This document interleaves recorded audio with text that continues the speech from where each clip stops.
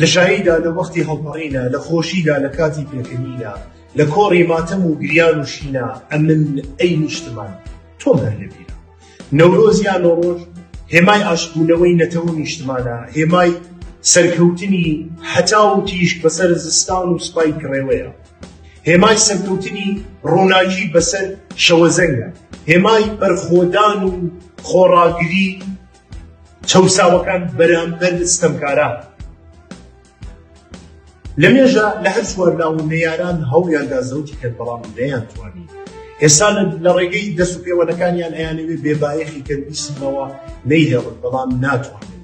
لە هەموو بەرزایی چیا، لە هەموو گوند و شار، کۆڵان و شەقام بە بەشداری ئاپۆڕای خەڵک، بە جلوبەرگی خاکی و جامانە، بە ئاهەنگێڕان و کردنەوەی ئاگر بە گشت زۆرداران هەبچێت. ئێمەی کورد ڕەنگ و دەنگ و بیرمان ڕەنگ و دەنگ و بیری خاکەکەمان. ڕەنگی جلوبەرگی ئێمە خاکیە، هێمای پاراستی خاکی پیرۆزی نیشتمانە. دەنگی ئێمە بانگەوازی ئازادی خاکەکەمانە، بیری ئێمە سەمۆری خاکەکەمانە. ئیرادەشمان قەڵایەکی لە ڕووخان نەهاتووە و دڵنیای سەر دەکەوین بەسەر هژەمۆنی و ئاسەمیلەبوون و ویسکی دەسەڵات. ئەو ساڵ بەرچاوتر لە هەموو ساڵ بە جلوبەرگی خاکی هەوری و جامانە و گوڵی سوور بۆ یاری شەیدان بەرەو پێشوازی ئاگری نەورۆزەوەی.